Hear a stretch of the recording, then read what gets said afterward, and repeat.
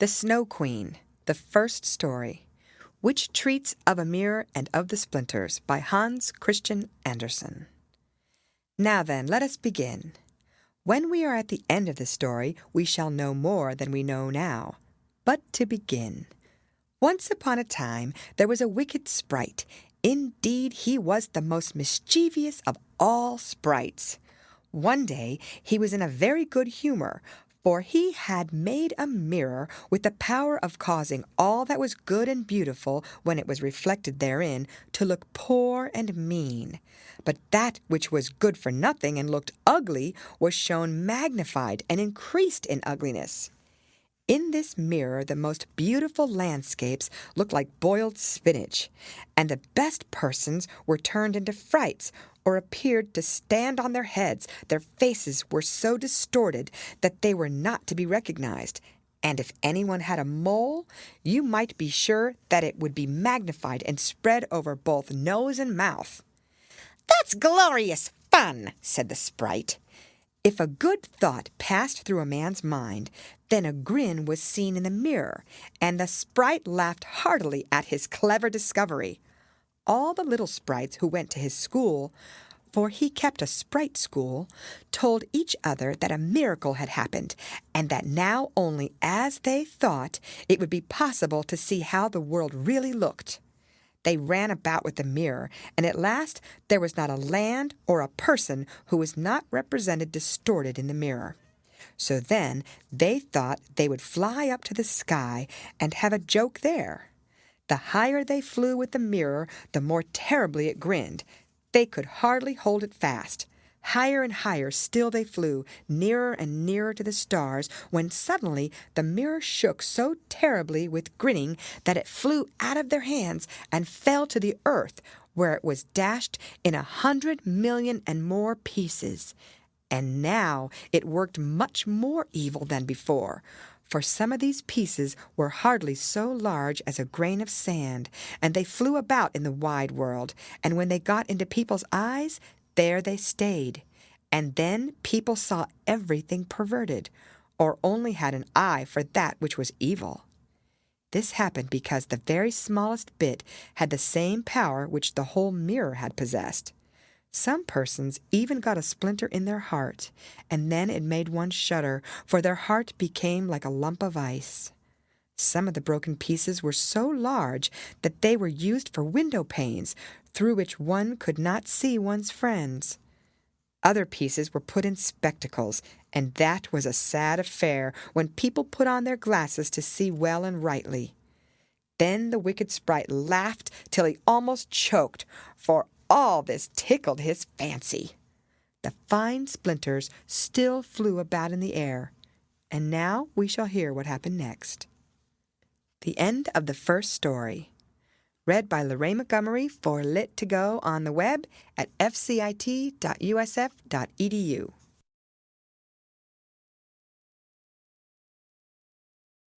The Snow Queen, the second story. A Little Boy and a Little Girl, by Hans Christian Andersen. In a large town where there are so many houses and so many people that there is no room left for everybody to have a little garden, and where on this account most persons are obliged to content themselves with flowers in pots, there lived two little children who had a garden somewhat larger than a flower pot. They were not brother and sister, but they cared for each other as much as if they were. Their parents lived exactly opposite. They inhabited two garrets, and where the roof of the one house joined that of the other, and the gutter ran along the extreme end of it, there was to each house a small window. One needed only to step over the gutter to get from one window to the other. The children's parents had large wooden boxes there, in which vegetables for the kitchen were planted, and little rose trees besides. There was a rose in each box, and they grew splendidly. They now thought of placing the boxes across the gutter, so that they nearly reached from one window to the other, and looked just like two walls of flowers. The tendrils of the peas hung down over the boxes, and the rose trees shot up long branches, twined round the windows, and then bent towards each other. It was almost like a triumphant arch of foliage and flowers. The boxes were very high, and the children knew that they must not creep over them, so they often obtained permission to get out of the windows to each other and to sit on their little stools among the roses, where they could play delightfully. In winter there was an end of this pleasure. The windows were often frozen over, but then they heated copper farthings on the stove and laid the hot farthing on the window pane, and then they had a capital peep-hole, quite nicely rounded, and out of each peeped a gentle, friendly eye. It was the little boy and the little girl who were looking out. His name was Kay, hers was Gerda. In summer, with one jump, they could get to each other, but in winter they were obliged first to go down the long stairs and then up the long stairs again, and out of doors there was quite a snowstorm. "It is the white bees that are swarming," said Kay's old grandmother. "Do the white bees choose a queen?" asked the little boy, for he knew that honey bees always have one. "Yes," said the grandmother. "She flies where the swarm hangs in the thickest clusters.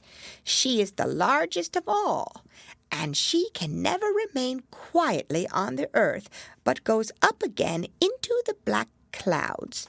Many a winter's night she flies through the streets of the town and peeps in at the windows, and they then freeze in so wondrous a manner that they look like flowers."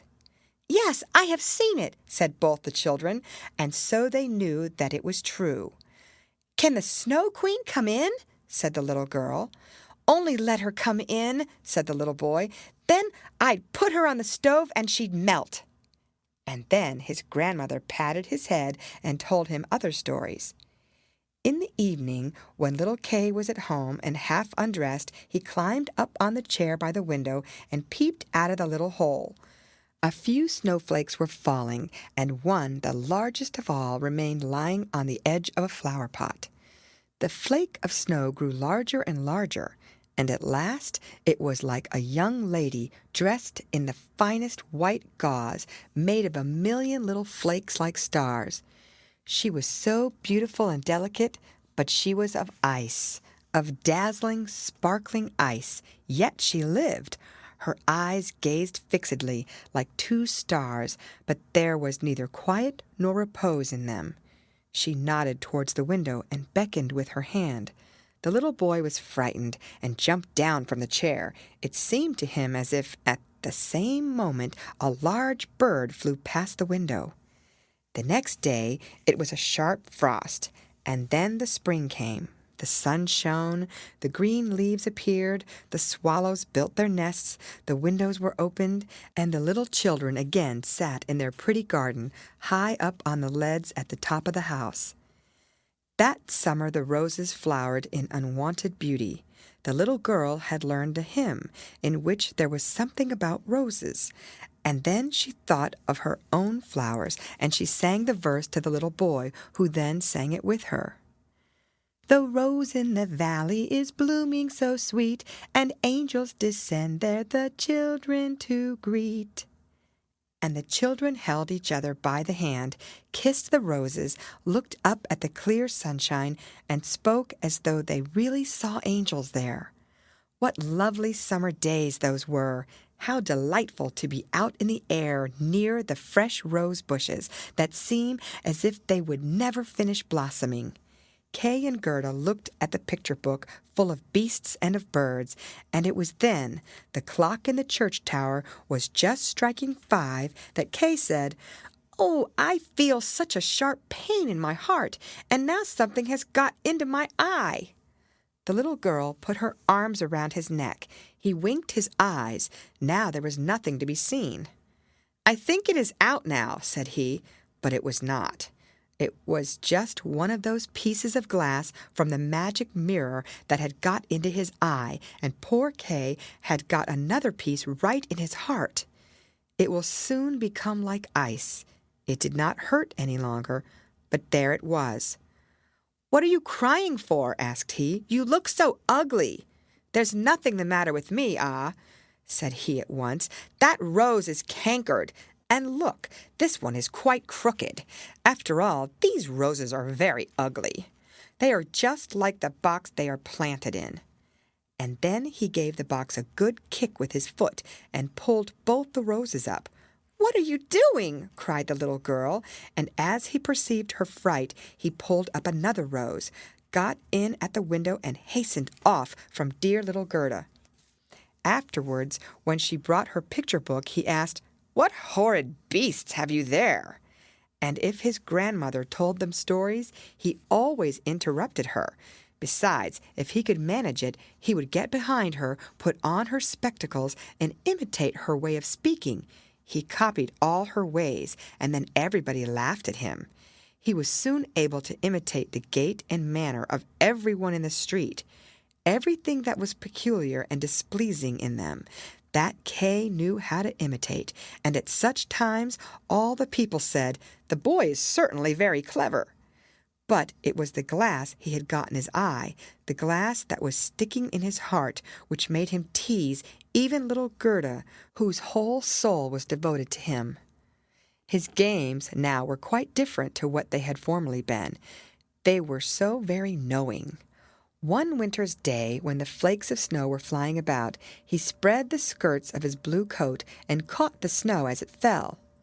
"Look through this glass, Gerda," said he, and every flake seemed larger and appeared like a magnificent flower or beautiful star. It was splendid to look at.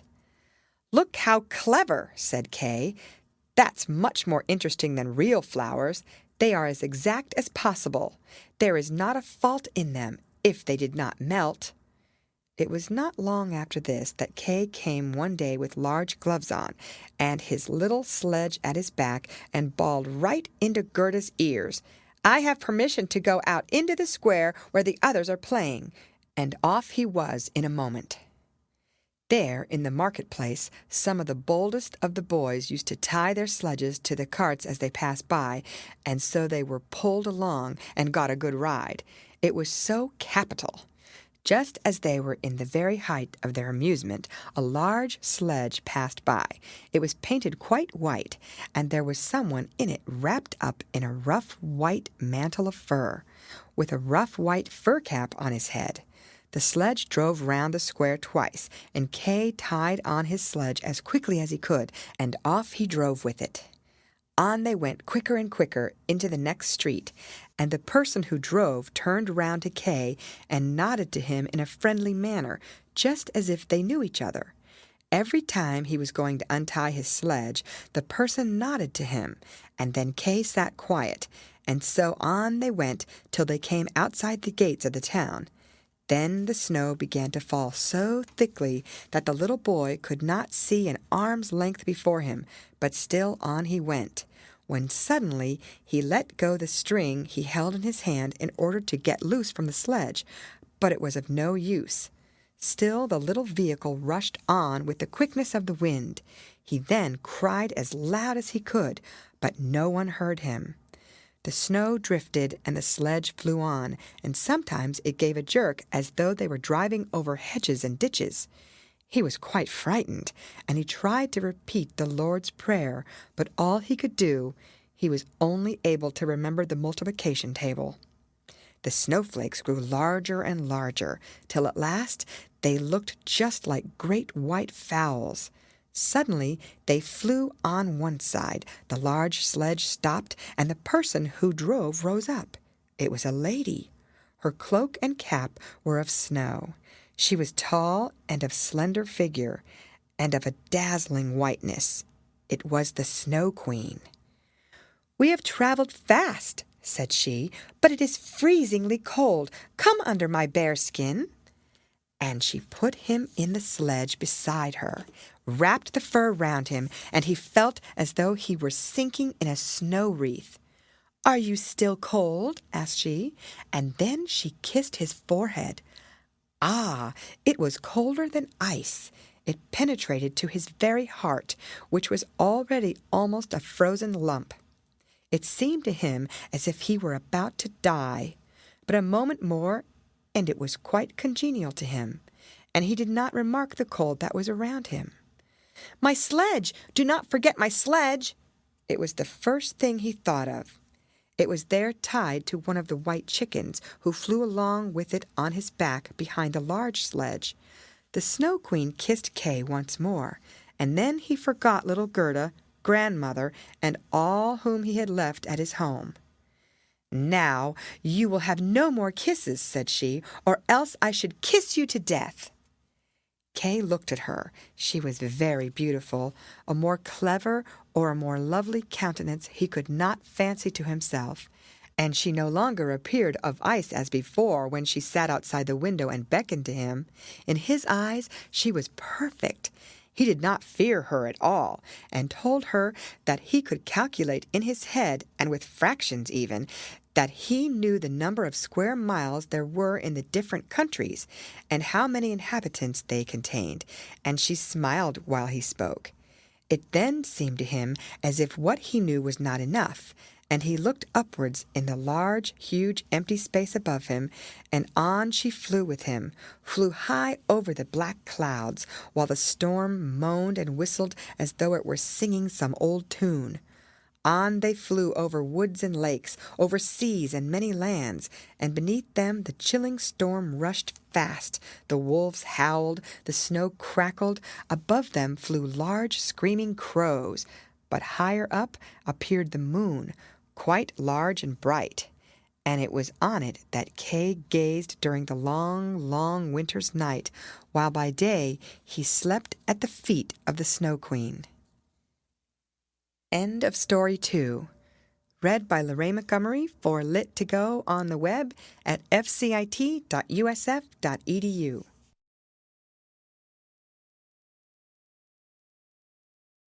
The Snow Queen, the third story.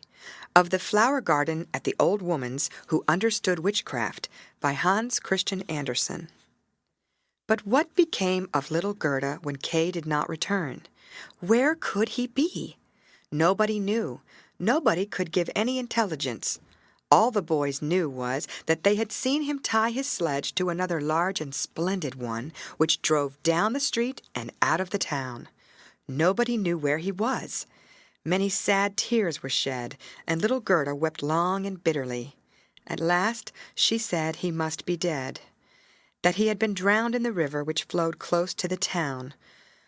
Oh, those were very long and dismal winter evenings. At last spring came, with its warm sunshine. "Kay is dead and gone," said little Gerda. "That I don't believe," said the sunshine. "Kay is dead and gone," said she to the swallows. "That I don't believe," said they, and at last little Gerda did not think so any longer either. "I'll put on my red shoes," said she one morning. "Kay has never seen them, and then I'll go down to the river and ask there." It was quite early. She kissed her old grandmother, who was still asleep, put on her red shoes, and went alone to the river. "Is it true that you have taken my little playfellow? I will make you a present of my red shoes if you will give him back to me." And, as it seemed to her, the blue waves nodded in a strange manner. Then she took off her red shoes, the most precious things she possessed, and threw them both into the river. But they fell close to the bank, and the little waves bore them immediately to land. It was as if the stream would not take what was dearest to her, for in reality it had not got little Kay. But Gerda thought that she had not thrown the shoes out far enough, so she clambered into a boat which lay among the rushes, went to the farthest end, and threw out the shoes. But the boat was not fastened, and the motion which she occasioned made it drift from the shore. She observed this, and hastened to get back, but before she could do so, the boat was more than a yard from the land, and was gliding quickly onward. Little Gerda was very frightened and began to cry, but no one heard her except the sparrows, and they could not carry her to land. But they flew along the bank and sang as if to comfort her, "Here we are, here we are." The boat drifted with the stream. Little Gerda sat quite still without shoes, for they were swimming behind the boat, but she could not reach them because the boat went much faster than they did. The banks on both sides were beautiful, lovely flowers, venerable trees, and slopes with sheep and cows, but not a human being was to be seen. "Perhaps the river will carry me to little Kay," said she, and then she grew less sad. She rose and looked for many hours at the beautiful green banks. Presently she sailed by a large cherry orchard, where was a little cottage with curious red and blue windows. It was thatched, and before it 2 wooden soldiers stood sentry, and presented arms when anyone went past. Gerda called to them, for she thought they were alive, but they of course did not answer. She came close to them, for the stream drifted the boat quite near the land. Gerda called still louder, and an old woman then came out of the cottage, leaning upon a crooked stick. She had a large, broad-brimmed hat on, painted with the most splendid flowers.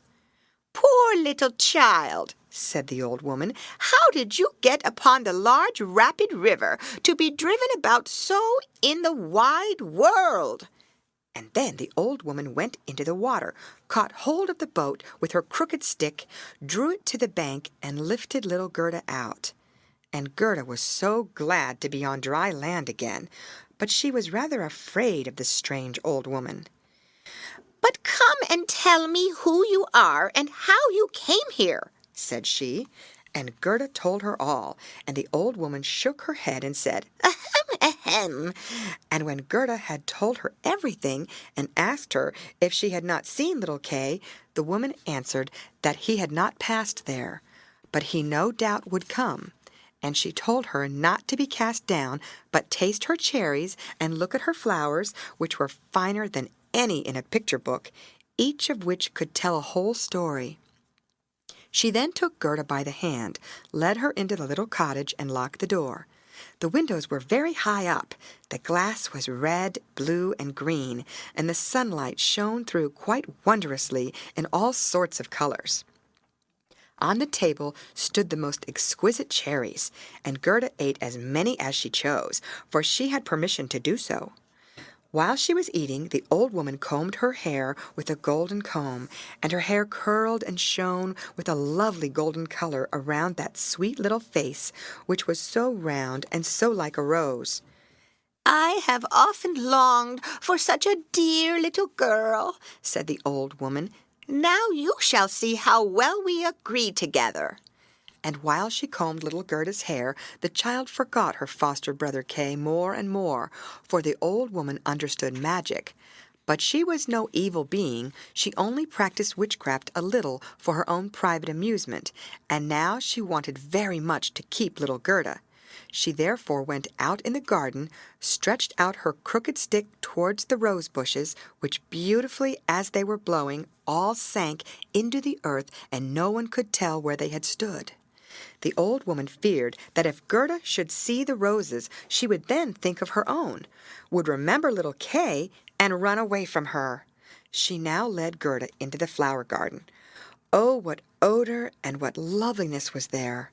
Every flower that one could think of, and of every season, stood there in fullest bloom. No picture book could be gayer or more beautiful. Gerda jumped for joy, and played till the sun set behind the tall cherry tree. She then had a pretty bed, with a red silken coverlet filled with blue violets. She fell asleep, and had as pleasant dreams as ever a queen on her wedding day. The next morning she went to play with the flowers in the warm sunshine, and thus passed away a day. Gerda knew every flower, and numerous as they were, it still seemed to Gerda that one was wanting, though she did not know which. One day, while she was looking at the hat of the old woman painted with flowers, the most beautiful of them all seemed to her to be a rose. The old woman had forgotten to take it from her hat when she made the others vanish in the earth. But so it is when one's thoughts are not collected. "What?" said Gerda. "Are there no roses here?" And she ran about amongst the flower beds, and looked, but there was not one to be found. She then sat down and wept, but her hot tears fell just where a rose bush had sunk. And when her warm tears watered the ground, the tree shot up suddenly as fresh and blooming as when it had been swallowed up. Gerda kissed the roses, thought of her own dear roses at home, and with them of little Kay. "Oh, how long I have stayed," said the little girl. "I intended to look for Kay. Don't you know where he is?" she asked of the roses. "Do you think he is dead and gone?" "Dead he certainly is not," said the roses. "We have been in the earth where all the dead are, but Kay was not there." "Many thanks," said little Gerda, and she went to the other flowers, looked into their cups, and asked, "Don't you know where little Kay is?" But every flower stood in the sunshine and dreamed its own fairy tale or its own story, and they all told her very many things, but not one knew anything of Kay. Well, what did the tiger lily say? "Hearest thou not the drum? Bum, bum. Those are the only two tones, always bum, bum. Hark to the plaintive song of the old woman, to the call of the priests. The Hindu woman in her long robe stands upon the funeral pile. The flames rise around her and her dead husband, but the Hindu woman thinks on the living one in the surrounding circle, on him whose eyes burn hotter than the flames, on him the fire of whose eyes pierces her heart more than the flames which soon will burn her body to ashes. Can the heart's flame die in the flame of the funeral pile?" "I don't understand that at all," said little Gerda. "That is my story," said the lily. What did the convolvulus say? "Projecting over a narrow mountain path there hangs an old feudal castle. Thick evergreens grow on the dilapidated walls and around the altar where a lovely maiden is standing. She bends over the railing and looks out upon the rose. No fresher rose hangs on the branches than she. No apple blossom carried away by the wind is more buoyant. How her silken robe is rustling! Is he not yet come?" "Is it Kay that you mean?" asked little Gerda. "I am speaking about my story, about my dream," answered the convolvulus. What did the snowdrop say? "Between the trees a long board is hanging. It is a swing. Two little girls are sitting in it and swing themselves backwards and forwards. Their frocks are as white as snow, and long green silk ribbons flutter from their bonnets. Their brother, who is older than they are, stands up in the swing. He twines his arms round the cords to hold himself fast, for in one hand he has a little cup, and in the other a clay pipe. He is blowing soap bubbles. The swing moves, and the bubbles float in charming changing colors. The last is still hanging to the end of the pipe and rocks in the breeze. The swing moves. The little black dog, as light as a soap bubble, jumps up on his hind leg to try to get into the swing. It moves. The dog falls down, barks, and is angry. They tease him. The bubble bursts. A swing, a bursting bubble, such as my song. What you relate may be very pretty, but you tell it in so melancholy a manner, and do not mention Kay. What do the hyacinths say? There was once upon a time 3 sisters, quite transparent and very beautiful. The robe of the one was red, that of the second blue, and that of the third white. They danced hand in hand beside the calm lake in the clear moonshine. They were not elfin maidens, but mortal children. A sweet fragrance was smelt, and the maidens vanished in the wood. The fragrance grew stronger. 3 coffins, and in them 3 lovely maidens, glided out of the forest and across the lake. The shining glowworms flew around like little floating lights. Do the dancing maidens sleep, or are they dead? The odor of the flowers says they are corpses. The evening bell tolls for the dead. "You make me quite sad," said little Gerda.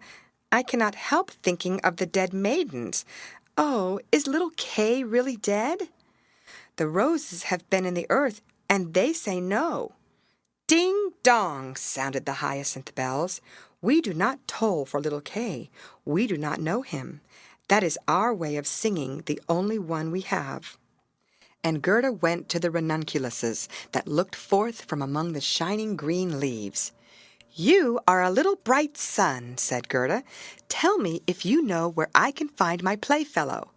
And the ranunculuses shone brightly and looked again at Gerda. What song could the ranunculuses sing? It was one that said nothing about Kay either. In a small court the bright sun was shining in the first days of spring. The beams glided down the white walls of a neighbor's house, and close by the fresh yellow flowers were growing, shining like gold in the warm sun rays. An old grandmother was sitting in the air. Her granddaughter, the poor and lovely servant, just come for a short visit. She knows her grandmother. There was gold, pure virgin gold, in that blessed kiss. "There, that is my little story," said the ranunculus. "My poor old grandmother," sighed Gerda. "Yes, she is longing for me, no doubt. She is sorrowing for me, as she did for little Kay. But I will soon come home, and then I will bring Kay with me. It is of no use asking the flowers. They only know their own old rhymes, and can tell me nothing." And she tucked up her frock to enable her to run quicker. But the narcissus gave her a knock on the leg, just as she was going to jump over it. So she stood still, looked at the long yellow flower, and asked, "You perhaps know something?" And she bent down to the narcissus, and what did it say? "I can see myself, I can see myself, oh, how odorous I am." Up in the little garret there stands, half-dressed, a little dancer. She stands now on one leg, now on both.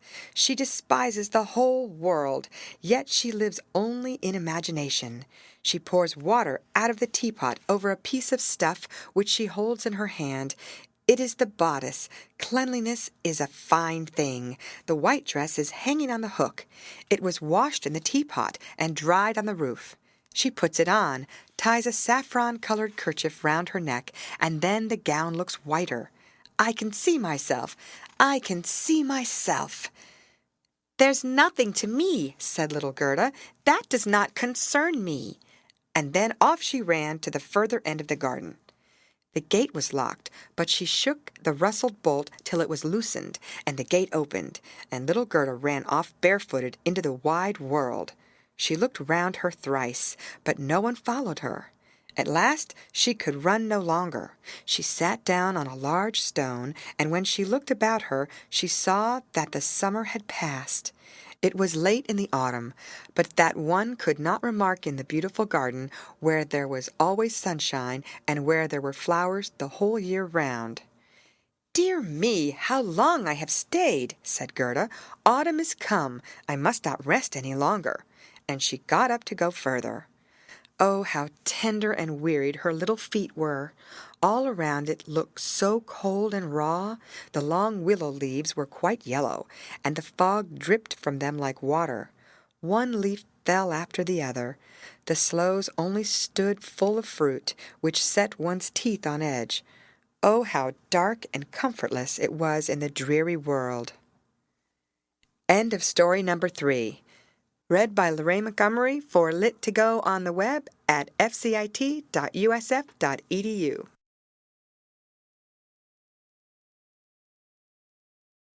The Snow Queen, the 4th story. The Prince and Princess by Hans Christian Andersen. Gerda was obliged to rest herself again when exactly opposite to her a large raven came hopping over the white snow.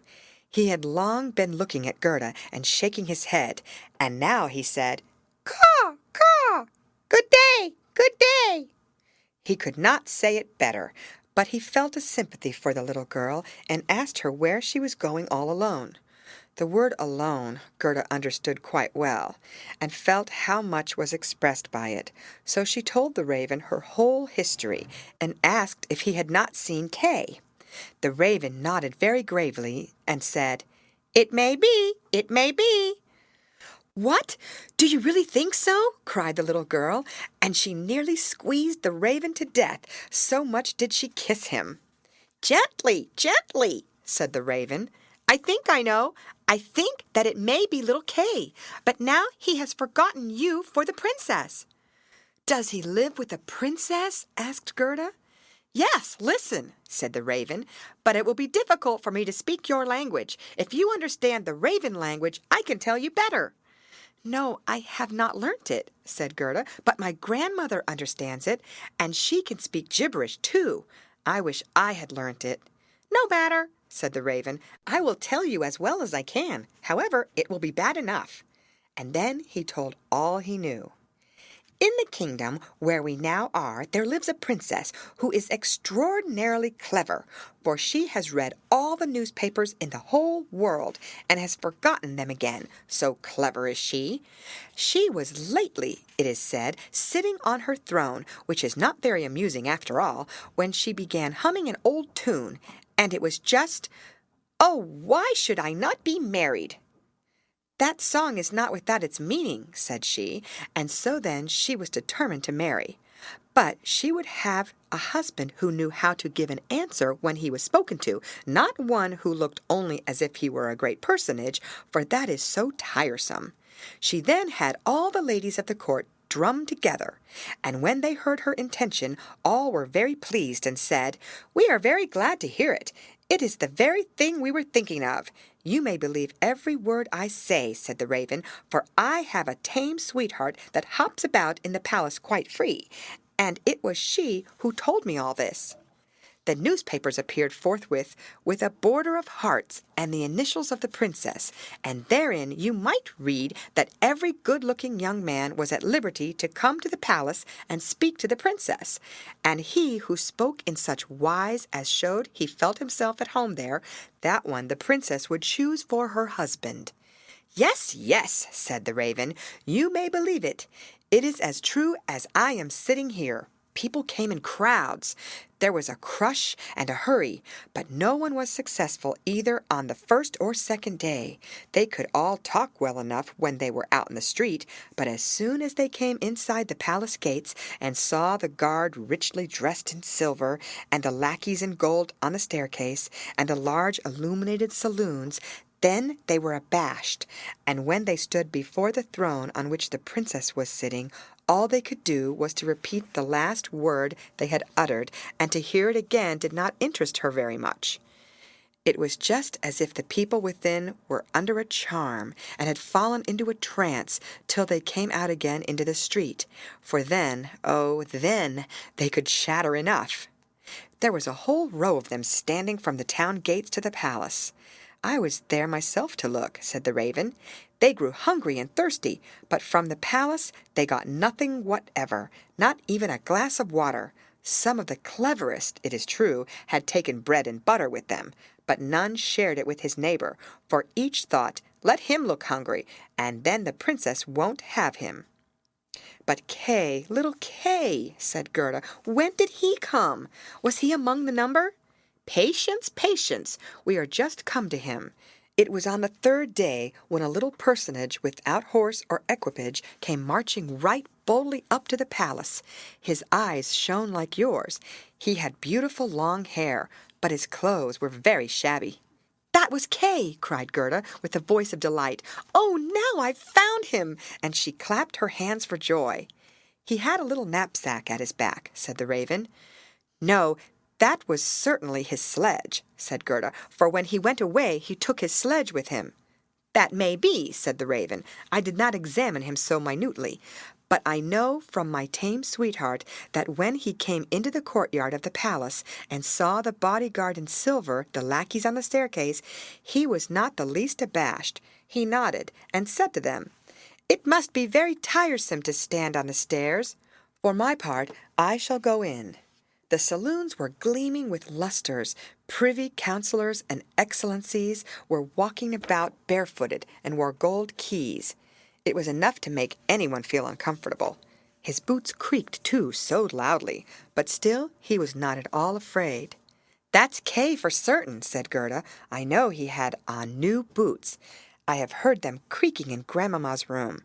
"Yes, they creaked," said the raven, and on he went boldly up to the princess, who was sitting on a pearl as large as a spinning wheel. All the ladies of the court, with their attendants and attendants, and all the cavaliers, with their gentlemen and gentlemen's gentlemen, stood round, and the nearer they stood to the door, the prouder they looked.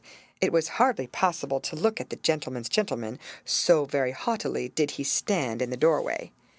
"It must have been terrible," said little Gerda. "And did Kay get the princess?" "Were I not a raven, I should have taken the princess myself, although I am promised. It is said he spoke as well as I speak when I talk raven language. This I learned from my tame sweetheart. He was bold and nicely behaved. He had not come to woo the princess, but only to hear her wisdom. She pleased him, and he pleased her.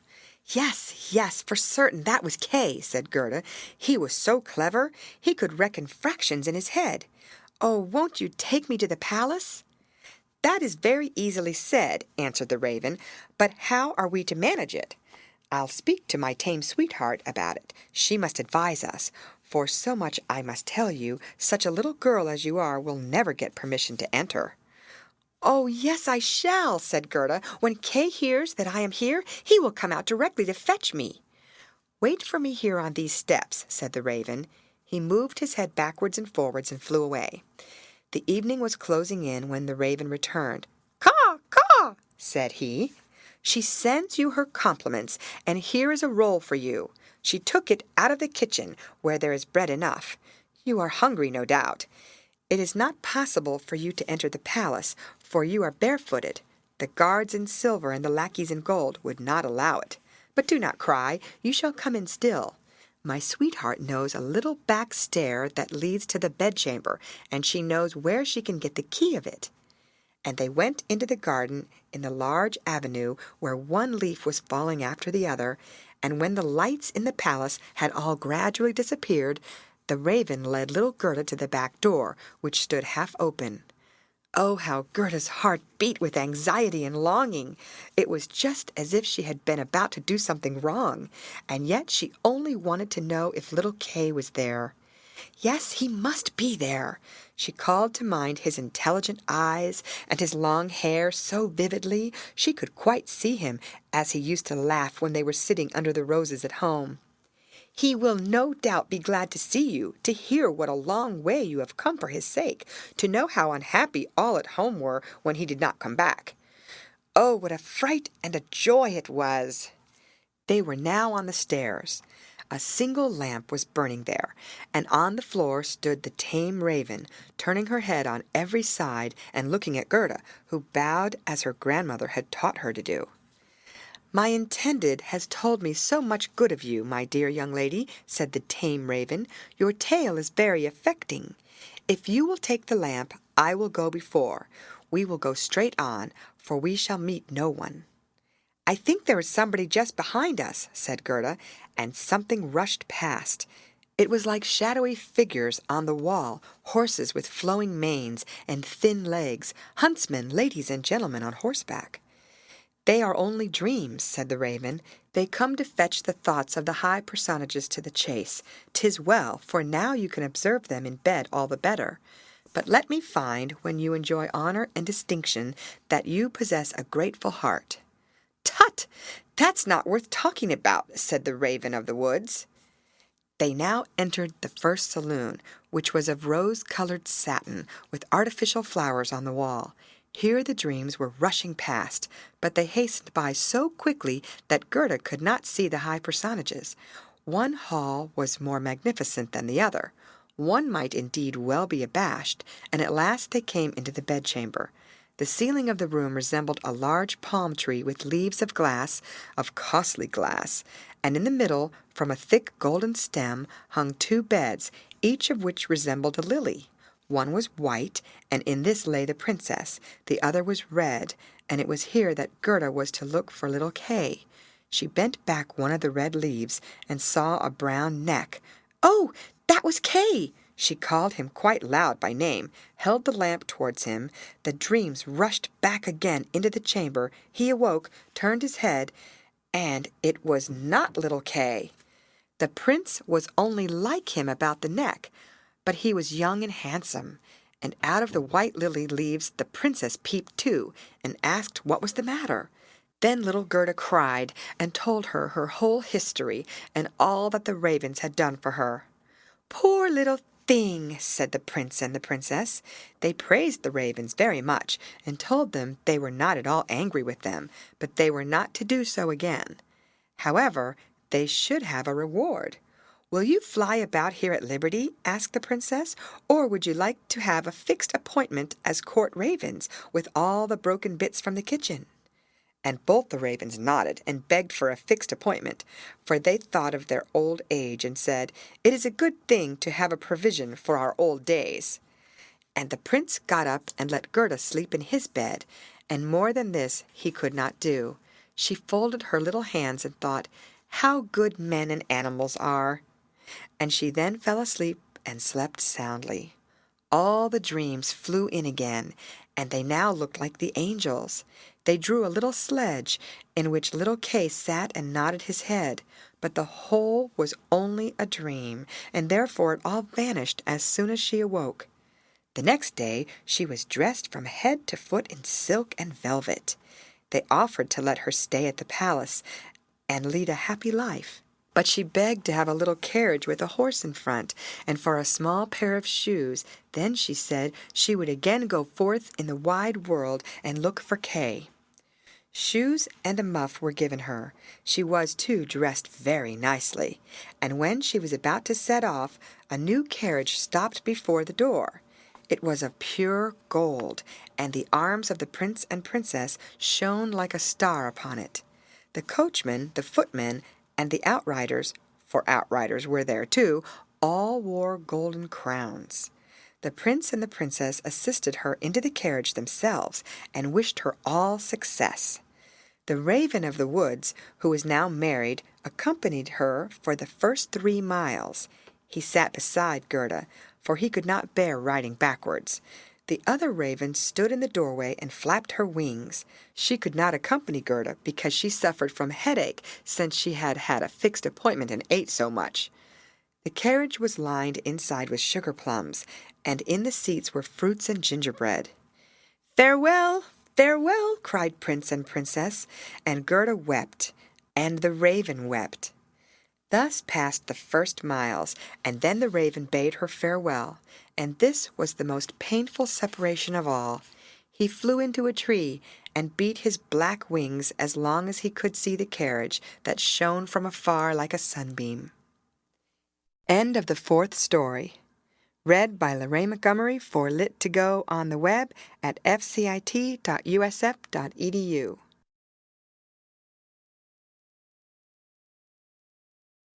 The Snow Queen, the 5th story. The Little Robber Maiden by Hans Christian Andersen.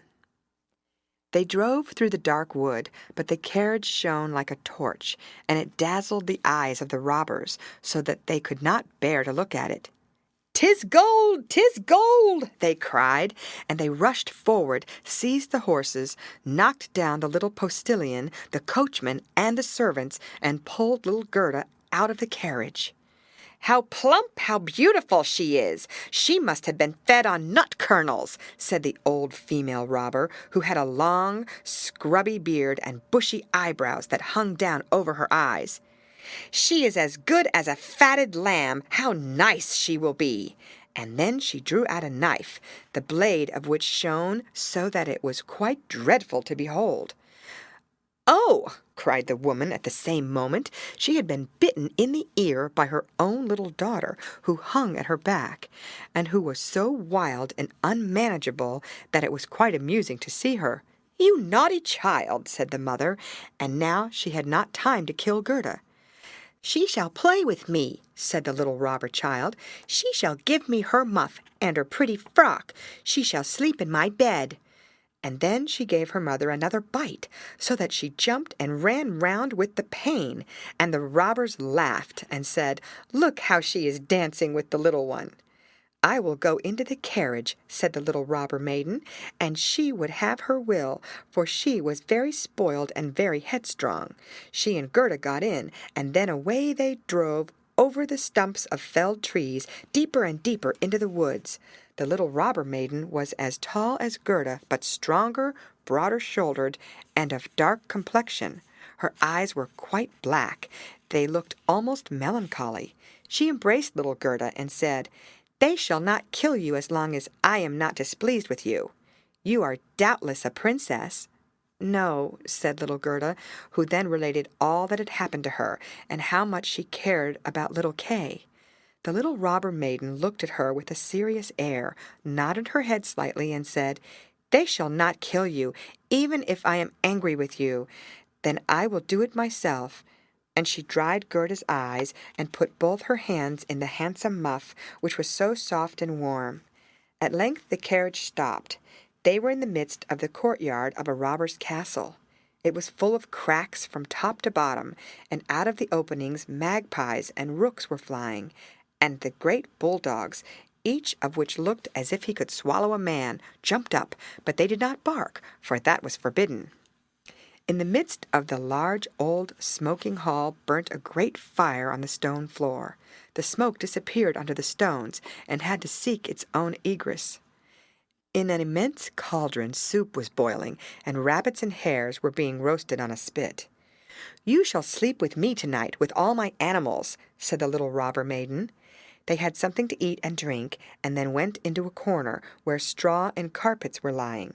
Beside them, on laths and perches, sat nearly 100 pigeons, all asleep seemingly, but yet they moved a little when the robber maiden came. "They are all mine," said she, at the same time seizing one that was next to her by the legs and shaking it so that its wings fluttered.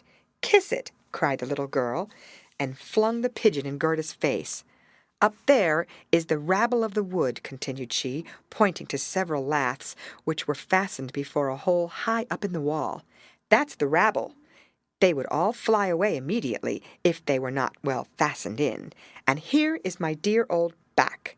And she laid hold of the horns of a reindeer that had a bright copper ring round its neck, and was tethered to the spot.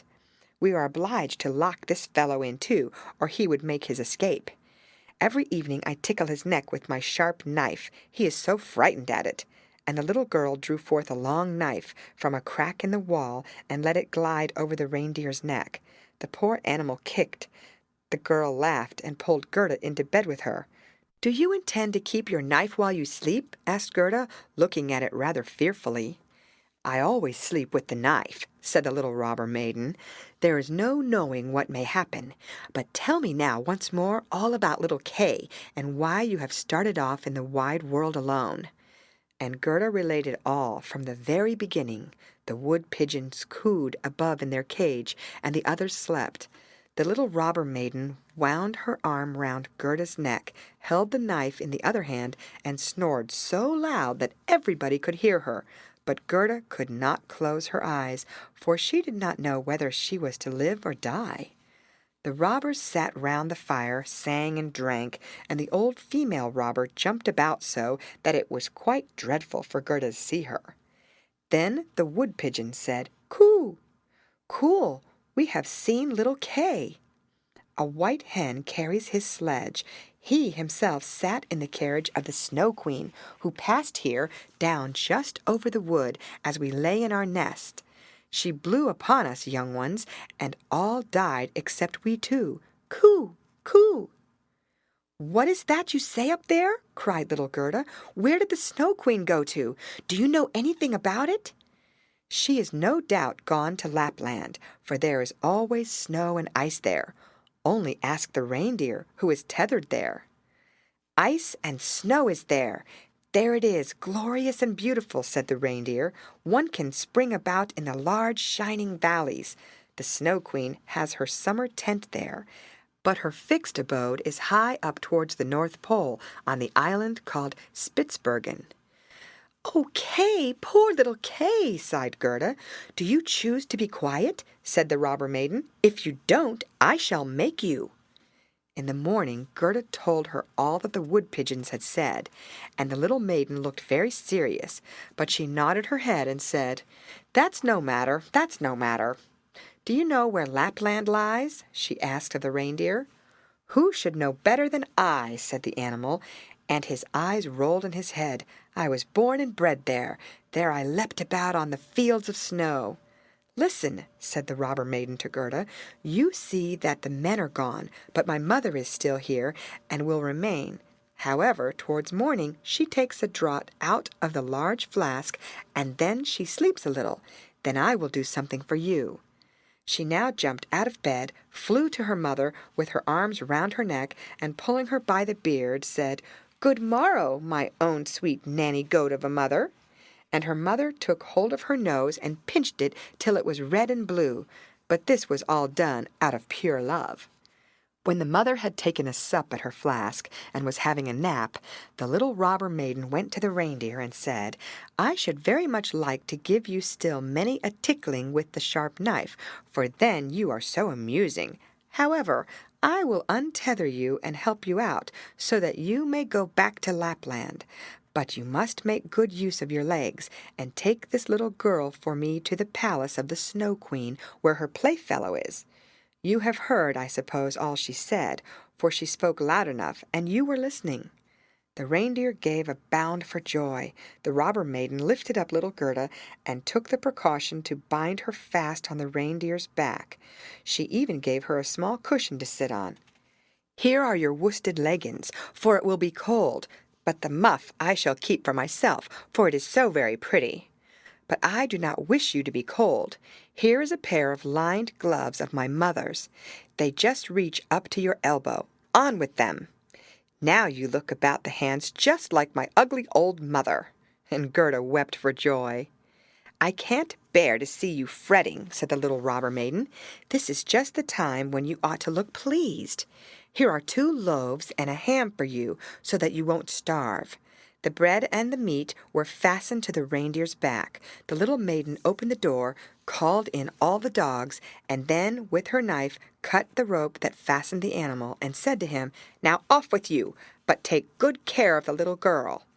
And Gerda stretched out her hands with the large wadded gloves towards the robber maiden, and said, "Farewell." And the reindeer flew on over bush and bramble, through the great wood, and over moor and heath, as fast as he could go. "Tsa! Tsa!" was heard in the sky. It was just as if somebody was sneezing. "These are my old northern lights," said the reindeer. "Look how they gleam!" And on he now sped still quicker. Day and night on he went. The loaves were consumed, and the ham too, and now they were in Lapland. End of the 5th story. Read by Lorraine Montgomery for Lit2Go on the web at fcit.usf.edu.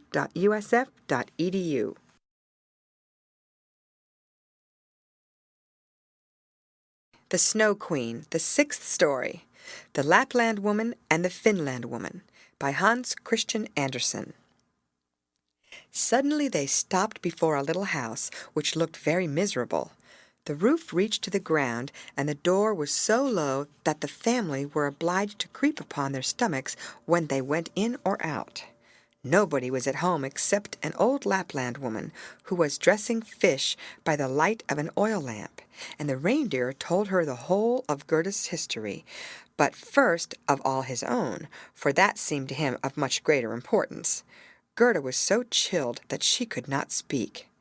"Poor thing," said the Lapland woman, "you have far to run still. You have more than 100 miles to go before you get to Finland. There the Snow Queen has her country house and burns blue lights every evening. I will give you a few words from me, which I will write on a dried haberdine, for paper I have none. This you can take with you to the Finland woman, and she will be able to give you more information than I can."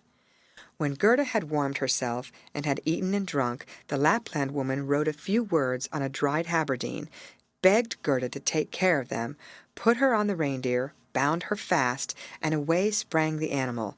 "Tsa! Tsa!" was again heard in the air. The most charming blue lights burned the whole night in the sky, and at last they came to Finland.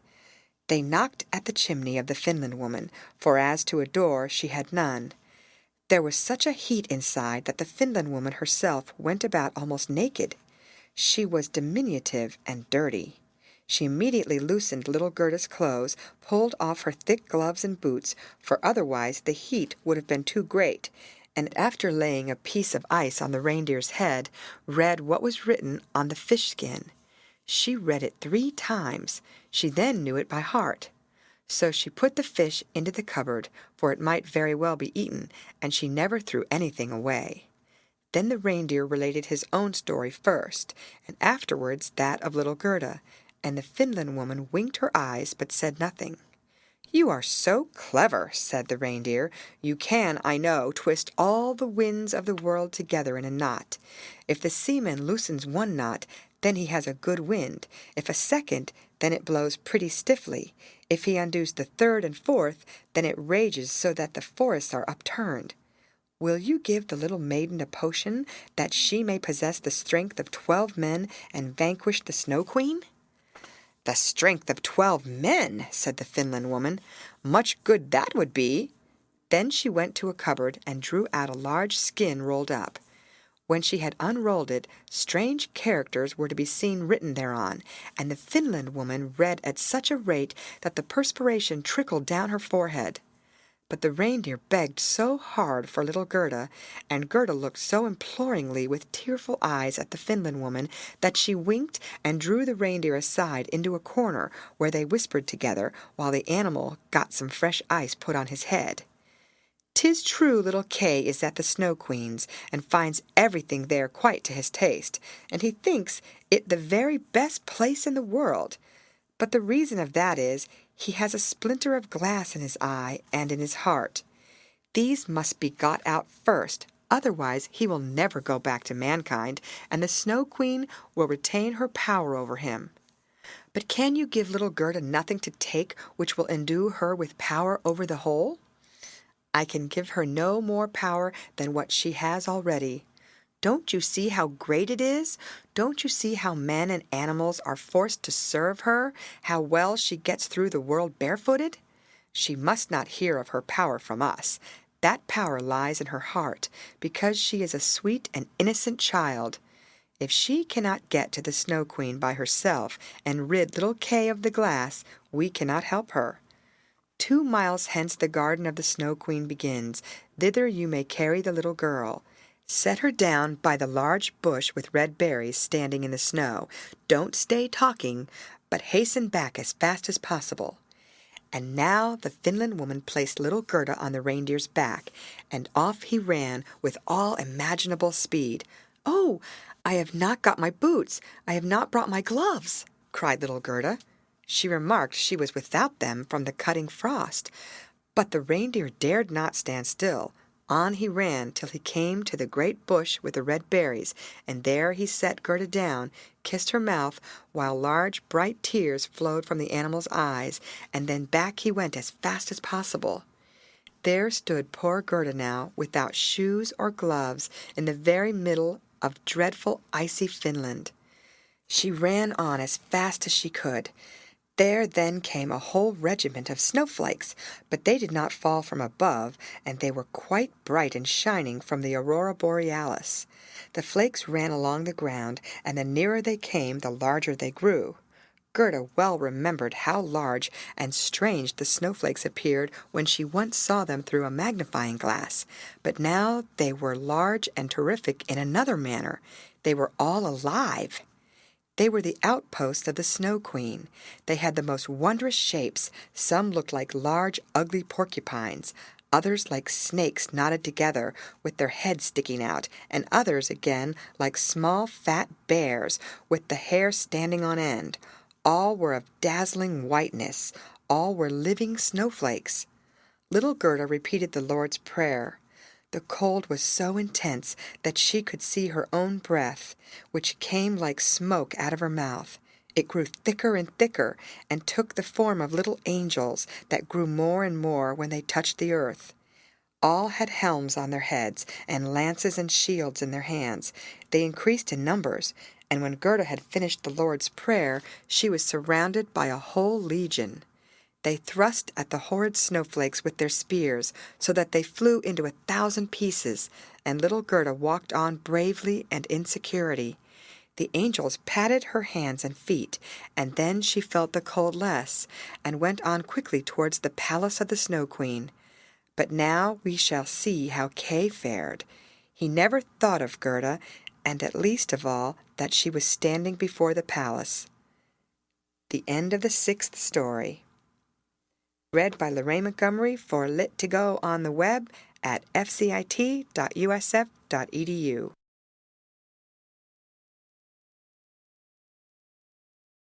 The Snow Queen, the 7th story. What Took Place in the Palace of the Snow Queen and What Happened Afterward by Hans Christian Andersen. The walls of the palace were of driving snow, and the windows and doors of cutting winds. There were more than 100 halls there, according as the snow was driven by the winds. The largest was many miles in extent.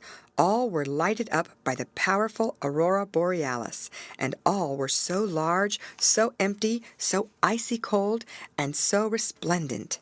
Mirth never reigned there. There was never even a little bear ball, with the storm for music, while the polar bears went on their hind legs and showed off their steps.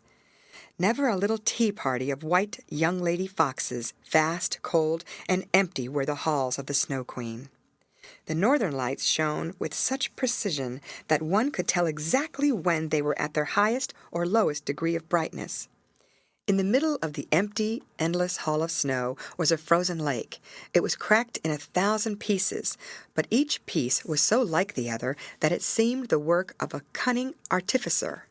In the middle of this lake sat the Snow Queen when she was at home, and then she said she was sitting in the mirror of understanding, and that this was the only one and the best thing in the world.